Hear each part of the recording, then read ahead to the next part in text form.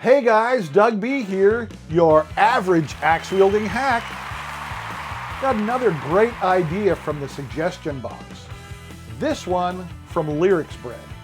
Let's see what he has to say. How about some breakdowns, such as how to send audio to your DAW, reamping, or tips on using the Axe FX when gigging? Thanks for the suggestions, Lyrics Bread. Some other guys have suggested doing a video on reamping. So let's take a look at that this time around. Ready? Let's go. So what exactly is reamping? According to the Axe FX3 manual, it is a method in which the raw, unprocessed DI output of a guitar is recorded and then reprocessed later through the amp, cab, and effects of your choice. Okay, so now we know that reamping is used for recording, but why would we want to do reamping? Well, let's just say that you just finished recording the guitar solo of your life for your latest masterpiece. It obviously blows all other guitar solos right out of the water. You, my friend, are a modern-day rock god. But then you listen to it during playback and you're horrified to find out that the chorus pedal does not sound good. It makes your solo sound way too 80s. So now what? Retrack it? Well, yeah, you can. But like I said, this really was the solo of your life. Can you easily reproduce that? Probably not. But it's either retrack or use the track with the chorus pedal. Not exactly the best of choices, right? Well, this is where reamping comes into play. When you lay down your amazing solo, you also put down a raw, unprocessed DI track. So what is a DI track?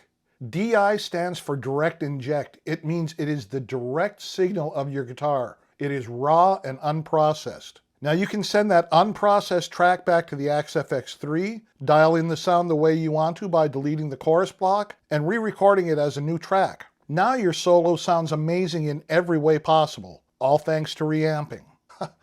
The one thing though that I had to chuckle about was the easiest method in which to do this. I just recently made a video on why I now use SPDIF, but it turns out the easiest way to reamp your fractal modeler is by using USB. So back to USB we go, for multi-tracking anyway. I'll use SPDIF for making YouTube videos when I have to have Axe Edit open at the same time. Now the manual for your specific modeler will have a page called USB Reamping. For the Axe FX3 it is on page 22. It's on page 26 for the FM9 and same thing for the FM3. It lists all the necessary steps to accomplish reamping via USB. The first step in the reamping process is recording your tracks. In order to prepare for your guitar solo, you would select the fractal modeler as your main audio interface. Note, this can be a temporary setup. You can easily go back to your regular interface after the reamping process is completed. So in Logic, you would go up here and click on Logic Pro, come down here to Preferences, go over to Audio, and Input Device and Output Device, Axe FX3, or FM9 or FM3. And then you would click Apply.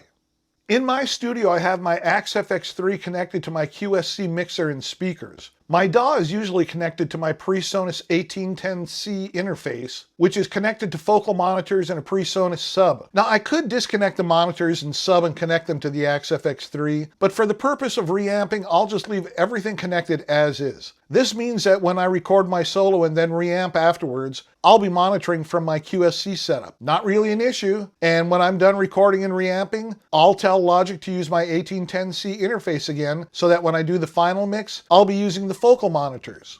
So at this point, you've told your DAW that your fractal modeler will be your audio interface. Now you need to set the sample rate to 48 kilohertz instead of the usual 44.1. In Logic, you would do that by clicking on File, coming down here to Project Settings, again going over to Audio, and sample rate, 48 kilohertz. Now, if you haven't already added your backing track to this project, you would need to do it now. I've done that. This is a stereo backing track. It's Tasty Rock Ballad Guitar Backing Track Jam in B minor. Let me play you just a little bit of it here.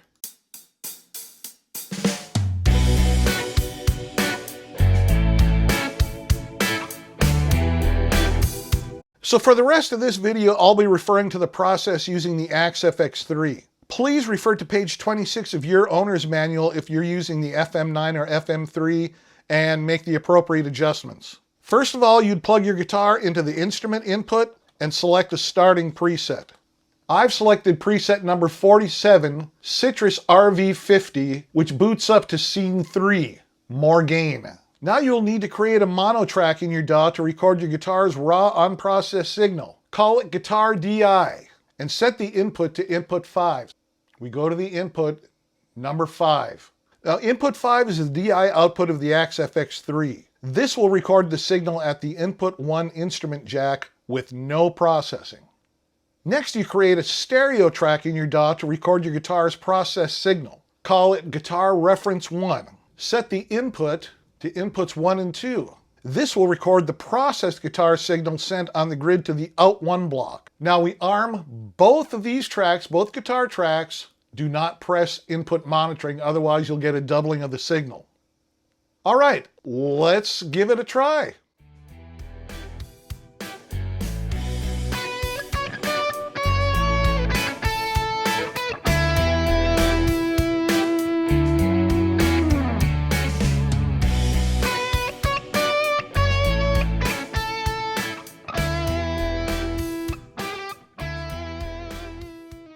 Okay, so that's enough for right now. So we recorded and we played the solo. Now you can see that we do have signal on both tracks, but as you can see on the DI track, it barely shows up. That's normal. You're recording the instrument level signal exactly as it comes out of your guitar with no preamplification. So let me back this up and you can hear how some of that sounds.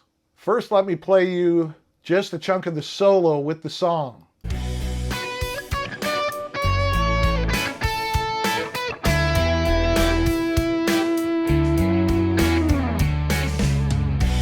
Now let me solo the guitar DI track so you hear just the DI.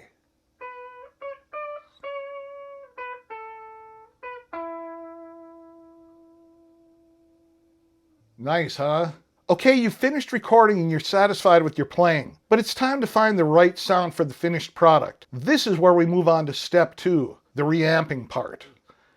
You could do this next part from the front panel, but I prefer to use Axe Edit. So you would open Axe Edit, then you would click on Setup, then you would click on Audio. Down here where it says Digital Input Source, change that from SPDIF to USB, channels 5 and 6. Then up here where it says Input 1 Source, where it says Analog, change that to Digital. Now we come back to the DAW, we mute reference track 1, go to the guitar DI track, change the stereo out to out 5 and 6. Then also it says to set the level to -6 dB. I am going to change that to -5 dB because I found the level was just a little low. Okay, now we create a new track. It's an audio track, it's stereo, and we use inputs 1 and 2, and we call this new track Guitar Reamp number 1. Okay, so we turn off input monitoring, turn on recording. So it is ready.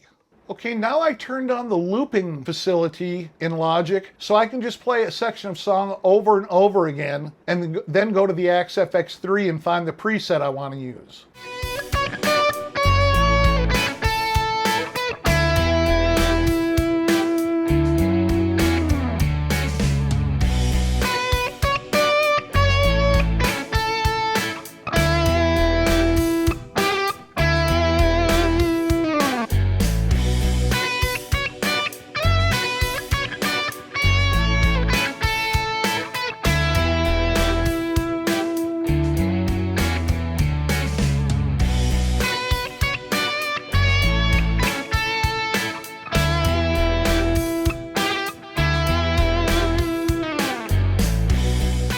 Now what I did was, I picked another preset, I used the Echo Room reverb, and then I upped the mix to 23.6%. Now I can close Axe Edit, now I can go back, and now I can hit record, and it will record this guitar reamp track.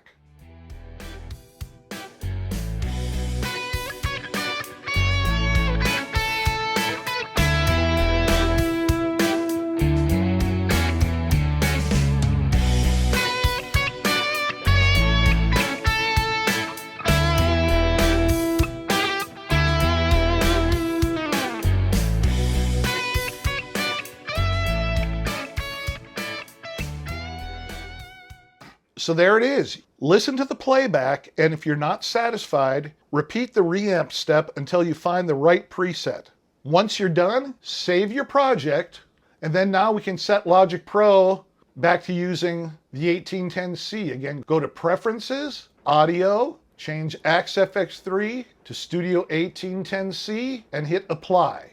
Now, assuming that you're done tracking, you can get ready to move on to the mixing phase. But first, open AX-Edit back up, click on Setup, go to Audio, and change Input 1 source from digital to analog. And now you can close AX-Edit, and you can move on to the mixing phase, because now it is time to mix your new masterpiece. So there you have it, guys. My take on reamping using the AX-FX3 and USB. Now, like so many other things with the AX-FX3 and the fractal modelers, the first time, a little shaky. After that, easy peasy. And really, there was no latency at all, thanks to the latest USB driver. Now, if you don't have that installed, I'll put a link in the description. So anyway, give reamping a try. Let me know how it works for you. Drop a line in the comments. All right, now next week, we are going to be back at the factory, digging through those presets and letting the random number generator pick out another preset for us to try. Now, you don't want to miss that. So go ahead and hit that subscribe button and ring that notification bell. All right, guys, have a great weekend, and we will see you next Wednesday.